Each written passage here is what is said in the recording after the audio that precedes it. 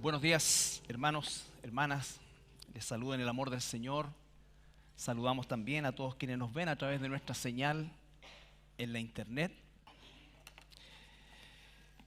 Vamos a nuestro estudio a lo largo de estas semanas, de todo este tiempo, de todo este año. Y estamos en el capítulo 9 de Romanos, que iniciamos la semana pasada.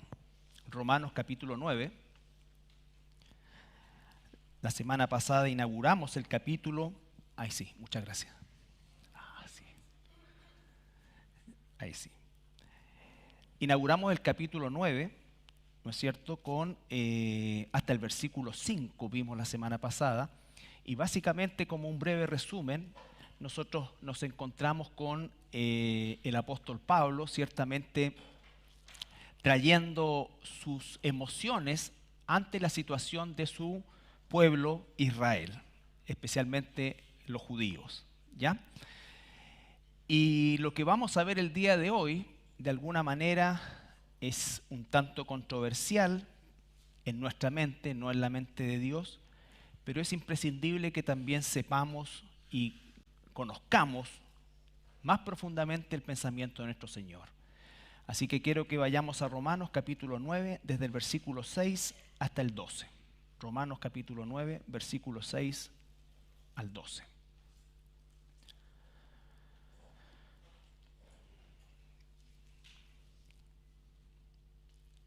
No que la palabra de Dios haya fallado, porque no todos los que descienden de Israel son israelitas, ni por ser descendientes de Abraham son todos hijos, sino en Isaac te será llamada descendencia. Esto es, no los que son hijos según la carne son los hijos de Dios, sino que los que son hijos según la promesa son contados como descendientes. Porque la palabra de la promesa es esta: por este tiempo vendré y Sara tendrá un hijo. Y no solo esto, sino también cuando Rebeca concibió de uno, de Isaac, nuestro padre, pues no habían aún nacido ni habían hecho aún ni bien ni mal, para que el propósito de Dios conforme a la elección permaneciese no por las obras, sino por el que llama. Se le dijo, el mayor servirá al menor. Padre amado, esta mañana venimos delante de ti y traemos, Señor, este tema, este mensaje, estos capítulos, Señor, que son densos en cuanto a su desarrollo, pero en todos ellos hay principios eternos que necesitamos encontrar por medio de tu Espíritu Santo. Y especialmente, Señor, entender cuál es la posición de tu pueblo Israel hoy y siempre frente a ti. Te doy las gracias en el nombre de Jesús. Amén. Bueno, dijimos que Pablo, ¿no es cierto?, en el capítulo, inaugurando el capítulo, si nos vamos al versículo 1, dice, verdad digo, en Cristo no miento y mi conciencia me da testimonio en el Espíritu Santo. Versículo 2, que tengo gran tristeza y continuo dolor en mi corazón porque deseara yo mismo ser anatema, separado de Cristo por amor a mis hermanos, los que son mis parientes según la carne. Pablo expresa aquí su corazón, su dolor, ¿no es cierto?, en relación a su pueblo, a aquel al que él pertenece étnicamente, ¿no es cierto?, y del cual participó no solamente como un ciudadano, sino como un religioso de los más importantes que existían en su época. Entonces el apóstol lo que está diciendo acá, tengo un dolor en mi corazón porque mi gente, mi pueblo, ¿no es cierto?, está cerrado a esta verdad, está cerrado a esta verdad. Y dice el versículo 4 que son los israelitas, de los cuales son la adopción, la gloria, el pacto, la promulgación de la ley, el culto y las promesas, de quienes son los patriarcas y de los cuales según la carne vino Cristo, el cual es Dios sobre todas las cosas, bendito por los siglos. Amén. Entonces él dice, este pueblo al cual yo pertenezco y al que se le fue dada por gracia de Dios, todo lo que significaba realmente acercarse a Dios, conocer a Dios, se entregó la ley a través del pueblo. Y no solo eso, sino que la bendición y la promesa más grande, maravillosa y majestuosa es que a través de él vendría el Mesías. Entonces él expresa este dolor porque ciertamente su pueblo, como dice el Evangelio de Juan, a los suyos vino y los suyos no le recibieron. No le recibieron. Y ese suyos significa efectivamente los judíos. Recuerde brevemente haciendo un análisis histórico muy breve para que entendamos todo el propósito de Dios con este pasaje. Cuando aquí Pablo está hablando israelitas, se está refiriendo única y exclusivamente a la tribu de Judá, que por supuesto es parte de Israel, pero no era todo Israel. Recuerden que el reino se dividió, ¿no es cierto? Hubo un reino del norte con 10 tribus, ese reino desapareció, fue llevado cautivo por los asirios, no solamente los llevó cautivos, sino que los dispersó por todas partes y la identidad de esas tribus se perdió completamente al punto que desde ese momento se acuña el término las tribus perdidas de la casa de Israel, ¿ya? Sin embargo, la tribu de Judá, Benjamín y parte de los levitas prevaleció en el sur, en Jerusalén, y esa es la tribu que en definitiva persistió, aun cuando fue llevada en algún momento cautiva a Babilonia, pero no perdió su identidad, sino que también regresó. ¿Ya? Regresó. Entonces, cuando regresan, después del cautiverio babilónico, lo que encontramos es solamente gente israelitas de la casa de Judá. De la casa de Judá, y de ahí en adelante se acuña, digamos, se hace sinónimo israelita y judío, pero son solamente de la casa de Judá. Entonces, ¿por qué es eso? Porque efectivamente el Mesías vendría a través de esa línea. Jacob tuvo 12 hijos, que son las 12 tribus, ¿no es cierto? Y su cuarto hijo se llamó Judá.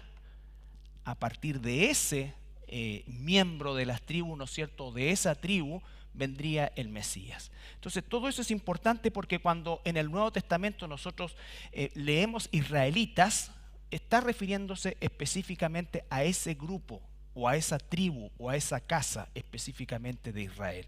Pablo expresa su dolor, incluso llega a decir algo que él sabe que es imposible. Él dice: yo sería capaz de renunciar a mi salvación a cambio de que ellos la alcanzaran, cosa que obviamente es imposible. Acababa de decir, ¿no es cierto?, que nada podrá separarnos del amor de Dios, ni lo alto, ni lo profundo, ni nada. Pero él no está haciendo una declaración doctrinal, está haciendo una declaración emocional. Es tanto su dolor, es tanta su tristeza por su gente, que estaría dispuesto a algo que él sabe que no va a hacer.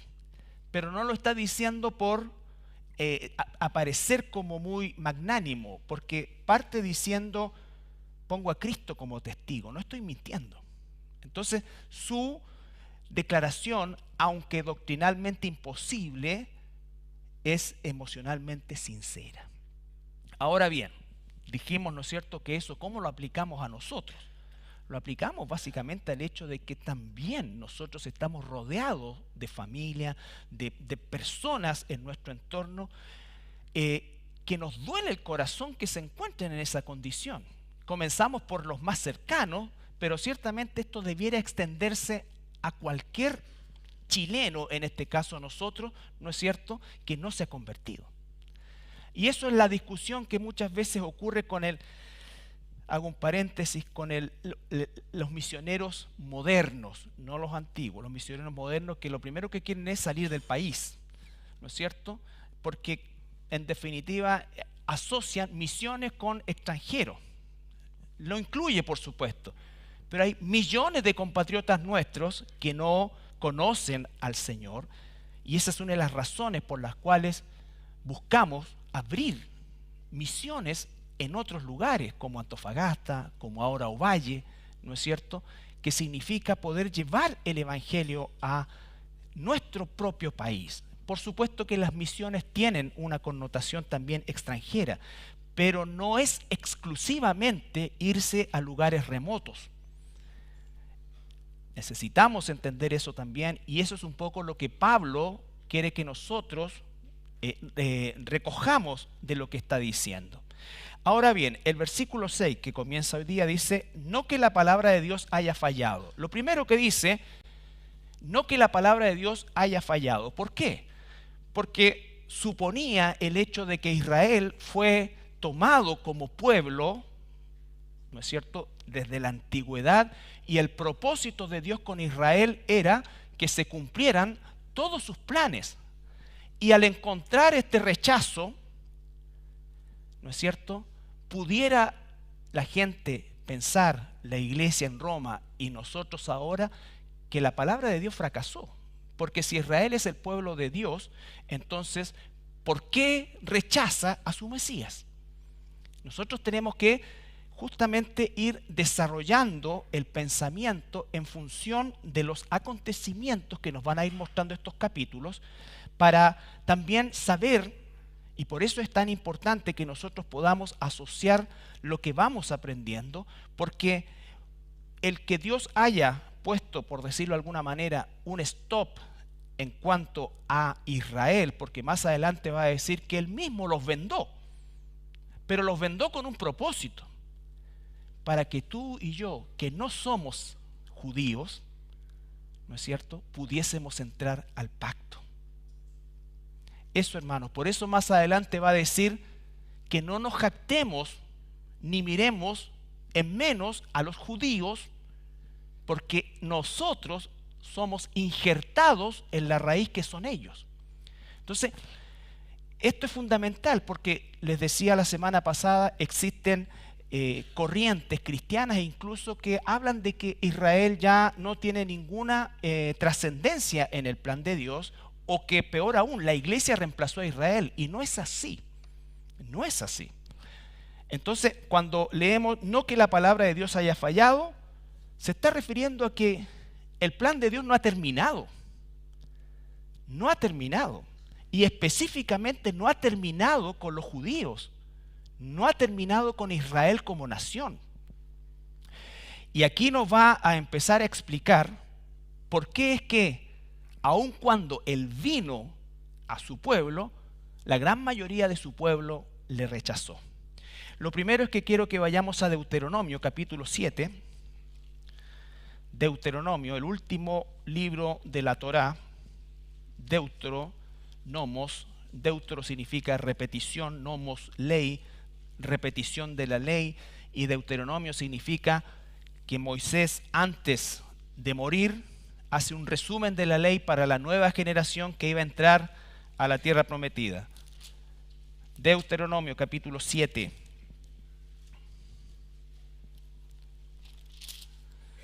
Versículos 6 al 8.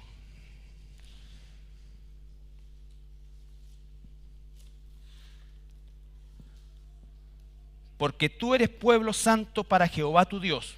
Escuche, pueblo santo. Recuerde que santo es apartado.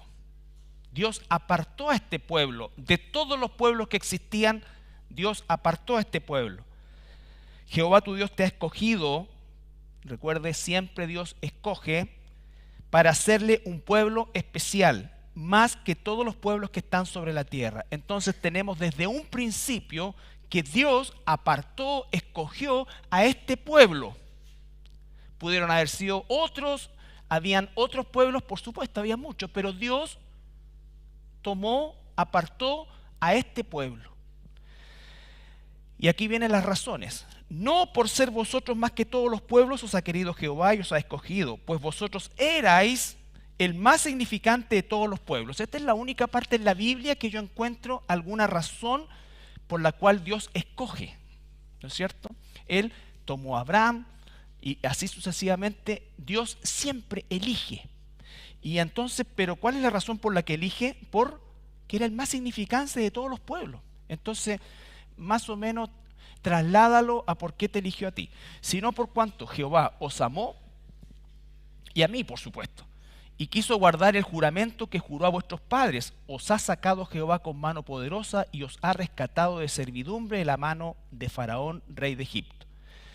Versículo 9. Conoce pues que Jehová tu Dios es Dios, Dios fiel, que guarda el pacto y la misericordia de los que le aman y guardan sus mandamientos hasta 1000 generaciones. Entonces, lo primero que quiero que entendamos en este proceso es que efectivamente Israel fue elegido como un pueblo especial. En esta fase que está leyendo el Deuteronomio se encuentran las 12 tribus. Después vamos a encontrar en el tiempo de Pablo solamente a Judá. Pero sigue siendo Israel. Sigue siendo Israel. Entonces lo eligió, pero no porque tenía algún médico dije. Bueno, está enfermo. ningún mérito. De hecho, no tenía ninguno. ¿No es cierto? Entonces, eso nos da una línea de que efectivamente Dios se glorifica más en la debilidad que en cualquier otra cosa. Por eso es que un corazón, ¿no es cierto?, constrito y humillado, Dios no lo rechaza. Pero en cambio, al soberbio, sí. Aquel que cree que tiene méritos, aquel que cree que se gana el favor de Dios, eso es la afrenta más grande en contra de Dios. En contra de Dios. Entonces dice, no que la palabra de Dios haya fallado. Y acá les da un mazazo. Les da un mazazo a los judíos. ¿Por qué? Porque Jesús es judío, ¿no es cierto? Vino a Judá, Judá lo rechazó. ¿Y cuál era la condición de los judíos en general y especialmente los religiosos de su época? Un orgullo nacional desde el punto de vista de que ellos pensaban que por solamente haber nacido étnicamente en la tribu de Judá y ser un israelita, eso era equivalente a ser salvo, a ser un hijo de Dios. Y vamos a encontrar que eso no es así. No es así. Porque no todos los que descienden de Israel son israelitas. Eso ya lo había dicho el Señor en el capítulo 8 de Romanos, capítulo 8, versículos 4 y 5.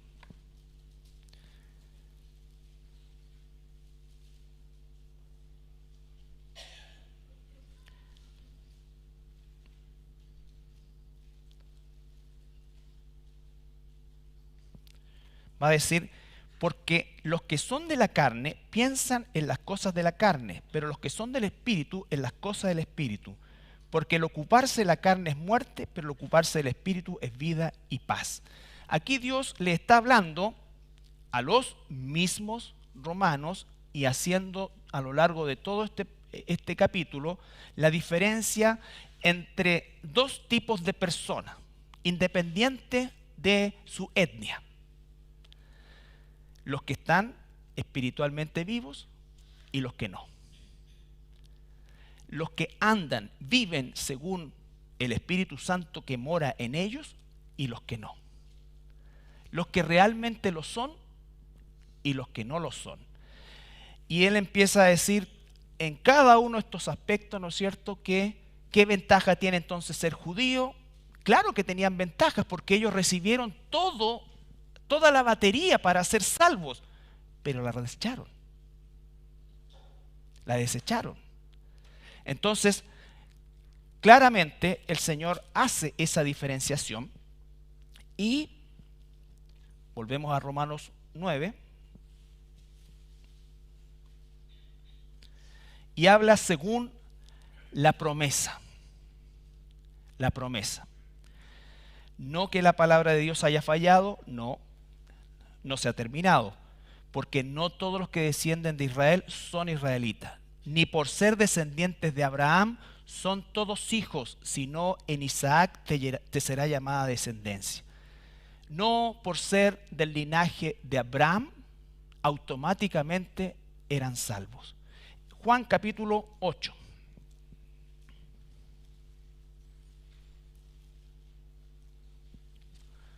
Juan capítulo 8. Versículo 31.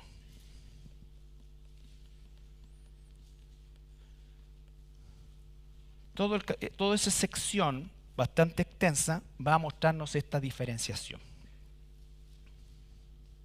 Jesús había estado predicando, enseñando, y el versículo 31 dice, dijo entonces Jesús a los judíos que habían creído en él. Fíjese, habían creído, pero no se habían convertido, son dos cosas distintas.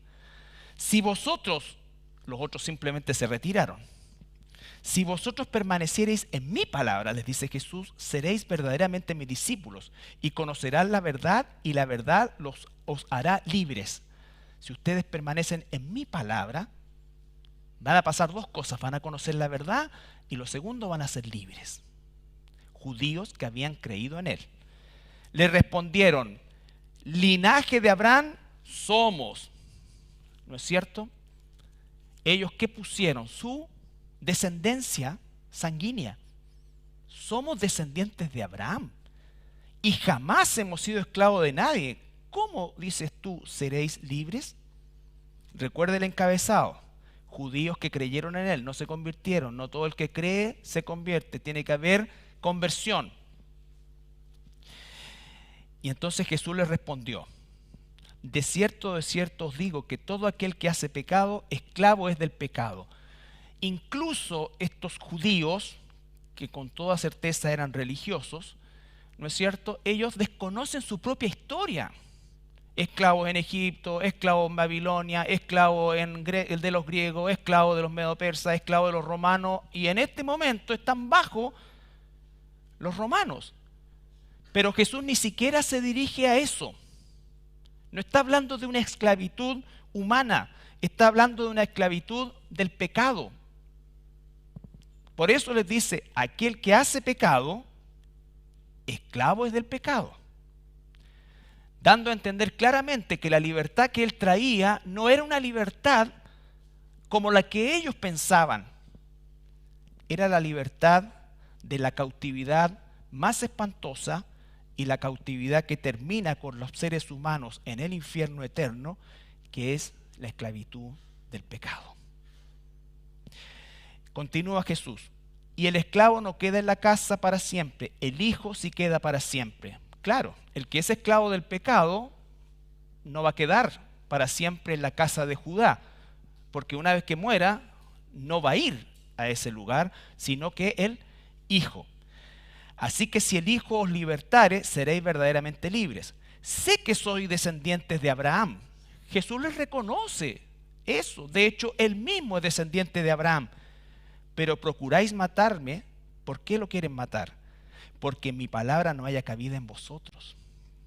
Ahí es cuando comienza a ponerse la cosa estrecha.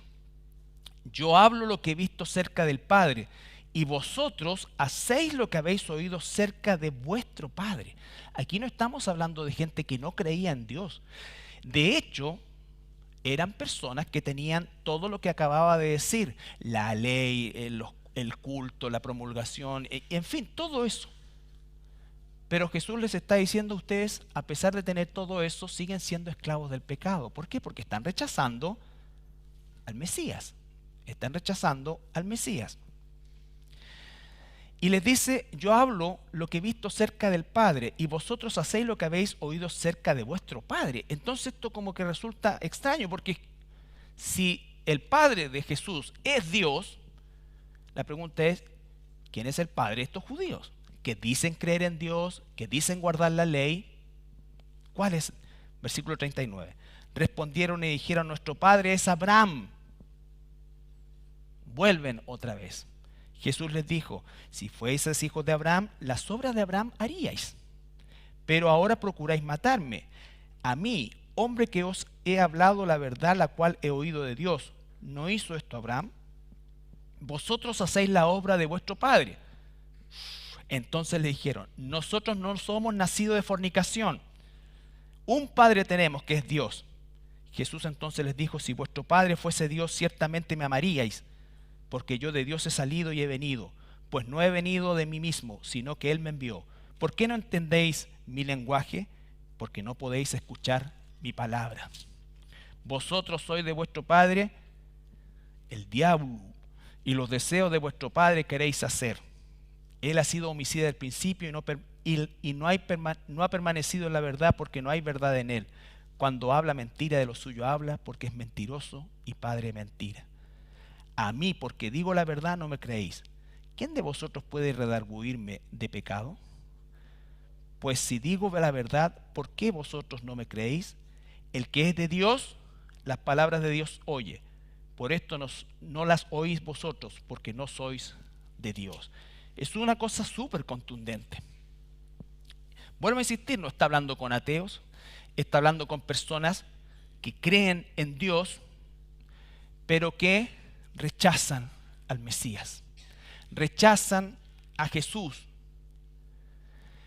Le dicen otra vez: somos linaje de Abraham, nuestro padre es Abraham. Y Jesús les dice: si vuestro padre realmente fuera Abraham, las obras de él harían. Ustedes hacen las obras de su padre. Su padre es el diablo. Aunque ellos, Jesús les reconoce que eran descendientes de Abraham en la carne, eran hijos del diablo en espíritu. Esto es súper potente. Es súper potente. Los religiosos son así. Si tú dices amar a Dios, pero tienes otros ídolos, hablemos de la religión predominante en nuestro país, en Latinoamérica, el catolicismo romano. Tú le preguntas a un cura, ¿ama a Dios? Seguramente te va a decir sí. Pero si le dices que todo lo que promulga, lo que promueve es idolatría, ¿qué va a decir? No. Lo que importa es la fe. No. Lo que importa es en quién está puesta la fe. ¿En quién está puesta la fe? Entonces, esto, hermanos, es súper importante. Súper importante.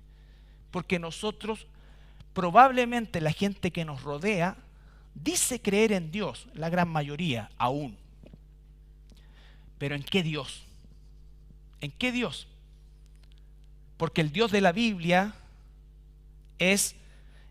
no lo podemos conocer si no creemos a su palabra. Si no creemos a su palabra. Cuando alguien dice, mira, cada uno tiene su propia verdad.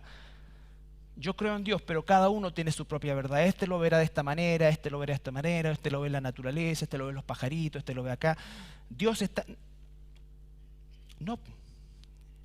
Si vosotros permanecereis en mi palabra, seréis verdaderamente mi discípulo, conocerás la verdad y la verdad os hará libre. Eso cierra inmediatamente cualquier otra opción. Yo soy el camino, la verdad y la vida. Nadie llega al Padre sino por mí. Ah, no, pues si hay otros caminos.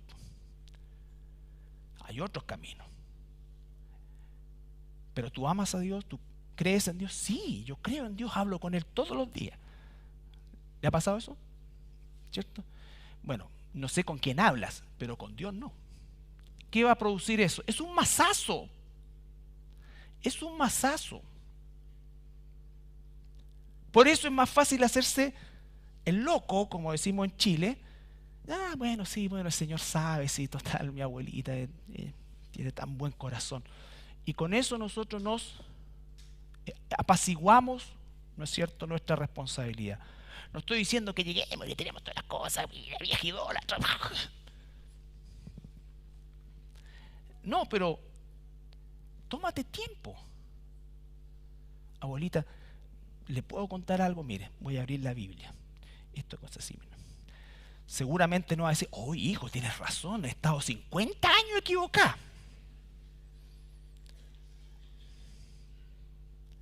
Con lo que tenga a mano, si es de las abuelas antiguas, te va a tirar. Te va a tirar. Uno cuando era chico, ¿te acuerdas que iba a la casa de un abuelo y todo? Y tenía que andar así, no tocaba nada, ninguna cosa, porque sabía. Hoy día, ya los niños hacen tira todo. Ese es un paréntesis. Bueno, entonces Jesús les dice, ustedes son de vuestro padre el diablo. Y las obras de él quieren hacer. Por eso quieren matarme. Por eso es que mi palabra no encuentra cabida en ustedes. Porque ustedes no son de Dios. No son de Dios. Volvamos a Romanos 9. Recuerden también Juan 3, la escena de Jesús y Nicodemo. Le dice, tienes que nacer de nuevo. Estás muerto. Físicamente, no. Espiritualmente. Tienes que nacer de nuevo. 9:6. No que la palabra de Dios haya fallado, porque no todos los descendientes, los que descienden de Israel, son Israel. Ni por ser descendientes de Abraham son todos hijos, sino en Isaac te será llamada descendencia. ¿Qué significa esto? Dios tomó a Abraham, ¿no es cierto? Y a través de Abraham, él va a hacer su plan y le da una promesa. En ti serán benditas todas las familias de la tierra. ¿no es cierto? Y le dice, Sara va a tener un hijo. Sabemos la historia de Sara. No solamente era anciana ya, sino que nunca fue fértil, era estéril. Entonces, ¿qué es lo que sucede? Sara, porque además tenemos que ser justos en esto y no decir, oye, pero ¿cómo tan poca fe? Nosotros no aguantamos ni un par de semanas a veces. Pasaron 25 años desde que Dios le prometió un hijo hasta que Sara logró concebir a Isaac. En ese intertanto, ¿no es cierto?, ocurrió el plan B que tenían ellos, que fue Agar, y nace Ismael, hijo de Abraham. Pero Dios no iba a cumplir su plan a través de Ismael, lo iba a cumplir a través del hijo que le daría a su esposa legítima, Sara. Nace Isaac y Dios escoge, ¿no es cierto?, de acuerdo a su plan, a Isaac. Le promete que cuidará de Ismael, pero que la línea de la promesa es Isaac. Eso es elección de Dios antes de la fundación del mundo. Isaac se casa con Rebeca. Tiene 2 hijos, mellizos, no gemelos porque eran físicamente distintos, de acuerdo a lo que relata el pasaje. De partida uno era velludo y el otro era lampiño. Eran mellizos. Y fíjate lo que dice. Porque la palabra, versículo 9, la palabra de la promesa es esta: por este tiempo vendré y Sara tendrá un hijo. Y no solo esto, sino también cuando Rebeca concibió de uno, de Isaac, nuestro padre, pues no habían aún nacido, ni habían hecho aún ni bien ni mal, para que el propósito de Dios conforme a la elección permaneciese, no por las obras, sino por el que llama. Y se le dijo, el mayor servirá al menor. Rebeca, 2 hijos, mellizos, nacen al mismo tiempo. Esaú se adelanta, Jacob sale agarrado del tobillo, ¿no es cierto? Pero ya Dios había elegido antes de que hicieran cualquier cosa a Jacob. ¿Jacob era mejor que Esaú? No. ¿Ismael era más malo que Isaac? No. Dios muestra su soberanía. Él decidió soberanamente que el menor fuera servido por el mayor, rompiendo toda una cultura existente en ese entonces de la primogenitura. Entonces, ¿por qué es importante esto, hermanos? Porque va a decir más adelante, en el versículo,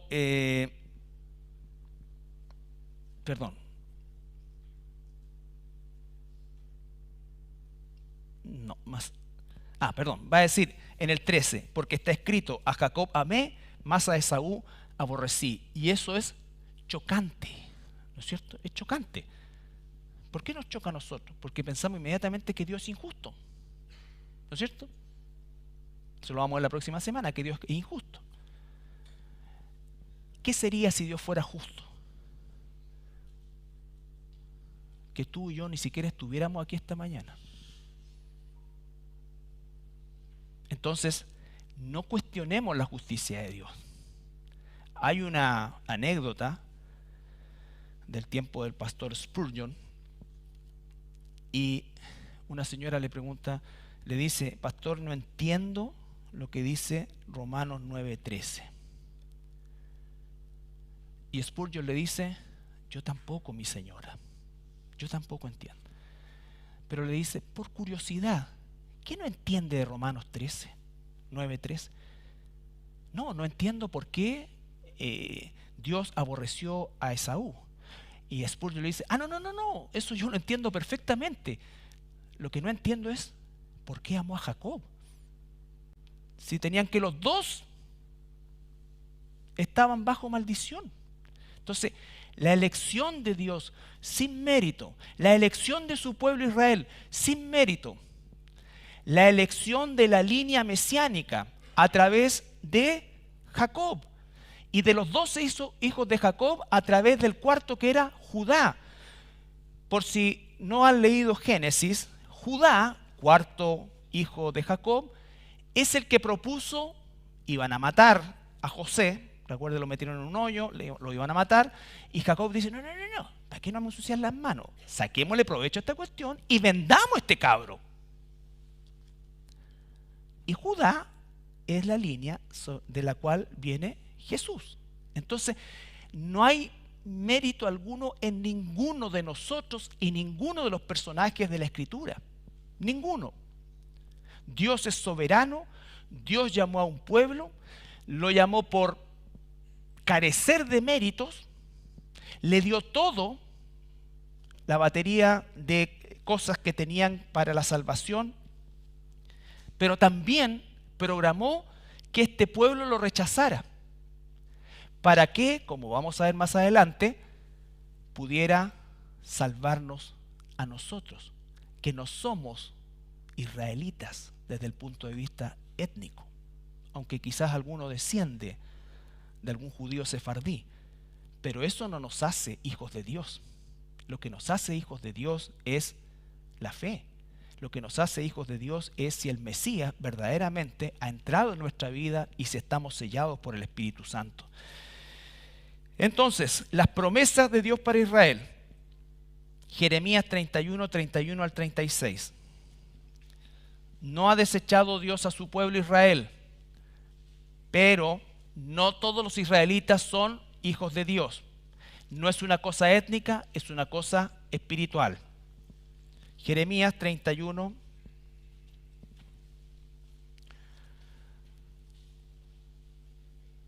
31 al 33. Jeremías 31, versículo 31 al 33.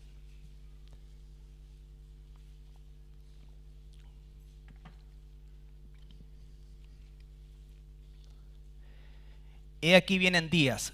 Jeremías, recuerde, escrito más o menos 6 siglos antes de Cristo. Y él está diciendo, he aquí vienen días, dice Jehová, en los cuales haré nuevo pacto con la casa de Israel y con la casa de Judá. Dios de alguna manera reúne a las tribus perdidas, que va a sacar de entre los gentiles, y va a sacarle el velo a Judá. Y va a hacer un nuevo pacto. No como el pacto que hice con sus padres el día que tomé su mano para sacarlos de la tierra de Egipto, porque ellos invalidaron mi pacto, aunque fui yo un marido para ellos, dice Jehová. Recuerden, el primer pacto fue invalidado, ¿por qué? Porque cuando Moisés bajó con las primeras tablas, el pueblo estaba adorando un ídolo. Pero dice, voy a hacer un nuevo pacto, no como ese, pero lo voy a hacer ¿con quiénes? Con ustedes. La casa de Judá y la casa de Israel. Recuerde los días miércoles, Efraín, multitud de naciones, plenitud de gentiles, todo lo que hemos estado viendo. El pueblo siempre es Israel, hermanos. Pero no se está refiriendo al Israel étnico, se está refiriendo al Israel espiritual. Aquellos que tanto en la antigüedad como hoy reconocen a Jesús como el Mesías. Versículo 33. Pero este es el pacto que haré con la casa de Israel después de aquellos días, dice Jehová. Daré mi ley en su mente y la escribiré en su corazón, y yo seré a ellos por Dios y ellos me serán por pueblo. Es decir, el nuevo pacto, ¿quién hizo ese nuevo pacto? Jesús. Jesús. ¿Con quién es ese pacto? Con la casa de Judá y con la casa de Israel. Y ese pacto, ¿en qué va a consistir? La ley ya no va a estar escrita en tablas, sino que va a estar escrita en nuestros corazones. Y por eso dice ahora en Romanos, capítulo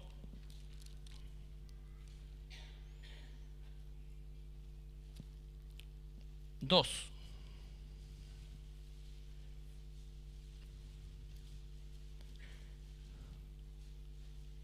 25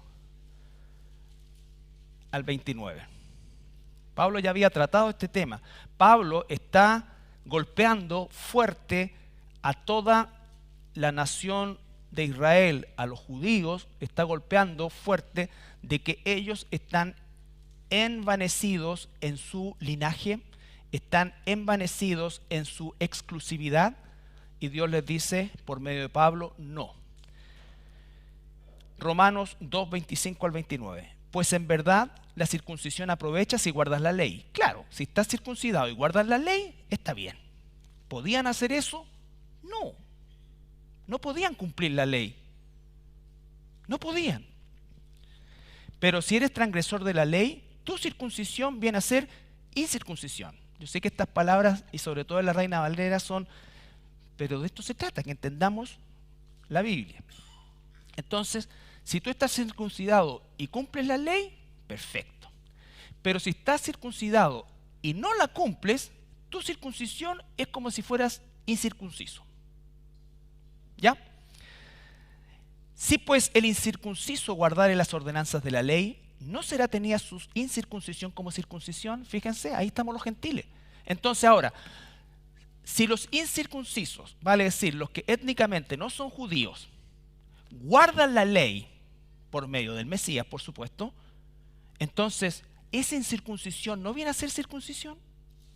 ¿Y el que los circuncide buen circuncidador será? ¿Se entiende la idea? Estamos tratando el tema de que étnicamente no necesitamos el ADN de Abraham, necesitamos el ADN de Dios. Dios eligió a Israel para introducir su plan, pero nunca el hecho de pertenecer al pueblo per se significaba ser salvo. De hecho, la gran mayoría no lo es. No lo es. Ni en el pasado ni en el presente. Pero la nación sigue siendo objeto de la misericordia de Dios y del plan de Dios. Es como la iglesia, hermano. Si pudiéramos realmente tener un escáner espiritual real acá, ¿cuántos quizás, Dios no lo quiera, verdaderamente no son cristianos? Vienen, asisten, les gusta, pero su vida no tiene fruto. No tiene fruto. Y viene, participa.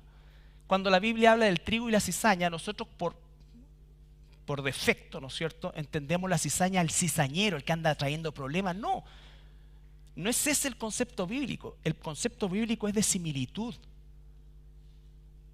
La cizaña no se distingue, parece, pero no es. ¿Sabes cuándo se distingue? Cuando las espigas de trigo están maduras, se doblan porque tienen fruto. Y la cizaña se mantiene quietita así porque no tiene fruto. Y entonces ahí arrancan el trigo y queman la cizaña.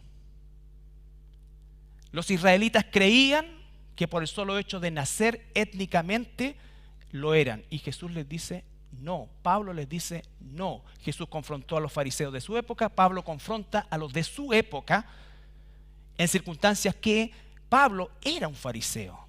Y dice, y seguimos.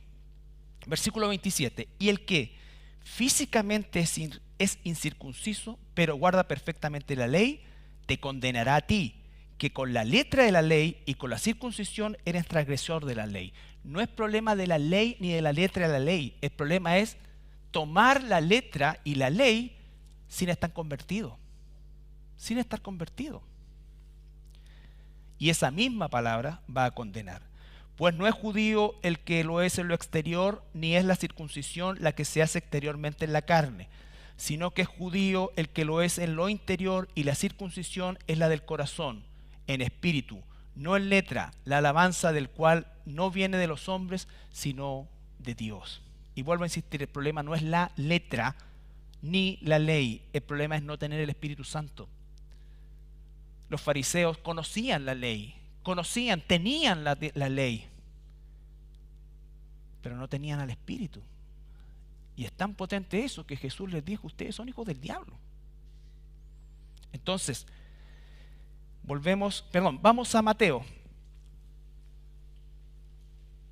capítulo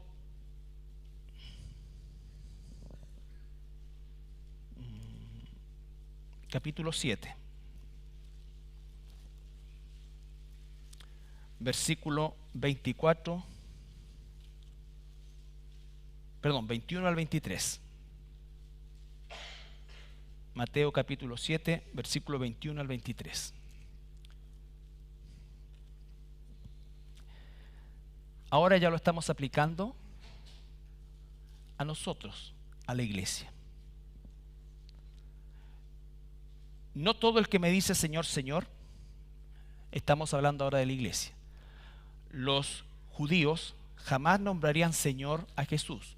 Lo más respetuoso que le dijeron era Rabí. Pero Señor es otra cosa. No todo el que me dice Señor, Señor entrará en el reino de los cielos, sino el que hace la voluntad de mi Padre que está en los cielos. Es decir, no va a importar si es circuncidado o no circuncidado, si pertenece a tal etnia o no a tal etnia, no, sino que si hace la voluntad de mi Padre que está en los cielos. Muchos me dirán, y esto es aterrador porque dice muchos, me dirán en aquel día, Señor, Señor, ¿no profetizamos en tu nombre y en tu nombre echamos fuera demonios y en tu nombre hicimos muchos milagros? Y entonces le declararé, nunca os conocí, apartaos de mí, hacedores de maldad.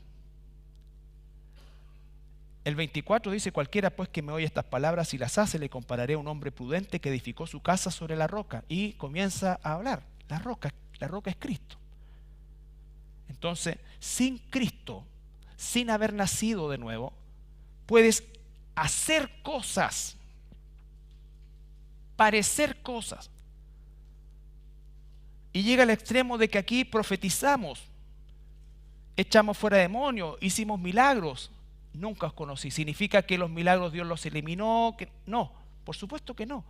Pero está hablando de alguien que no ha nacido de nuevo. Y eso, hermanos, es la clave de todo este pasaje, de toda esta escritura, de toda esta sección densa que estamos tratando. Pablo está en su amor tratando de convencer a los judíos que no pongan su fe en su etnia, en sus tradiciones, en su linaje. Pongan la fe en Jesús, en el Mesías. Y cuando verdaderamente hemos nacido de nuevo, andamos en el Espíritu. Y si andamos en el Espíritu, damos fruto espiritual. La palabra de Dios nos transforma porque es la verdad de Dios. Nos hace libres. ¿Libres de qué? Del pecado. Libres de la confusión. Y eso, hermanos, es lo que la iglesia debe hacer, predicar el Evangelio. Dios es soberano, Él sabe quiénes son suyos, pero a ti y a mí nos ha dicho, predícale a toda criatura. Nosotros hemos sido bendecidos para ser el medio del Evangelio. No somos los que salvamos, la salvación viene de Jehová. Jesús incluso le dice a la samaritana, la salvación viene de los judíos, porque Él es judío. Pero si nosotros no entendemos esto, hermanos, vamos a pensar, y ahí es cuando viene, ¿qué cosa? Estrategias para que la gente levante la mano, diga esto. No le hablemos de esto. ¿Sabes? La elección y la soberanía de Dios nos da una humildad inmensa y además nos da la paz de decirle la verdad a las personas con un corazón honesto y adolorido como el de Pablo. Pablo dice, yo daría mi salvación por ustedes, pero ustedes no son. Y no crean que por ser esto. No creas tú porque estudiaste en colegio de cura, o tú porque vienes a la iglesia, o porque tu papá es pastor, o porque tus papás son cristianos. Tú lo eres. No podemos confiar. No, yo vengo de cuna cristiana, yo me crié en la iglesia. Y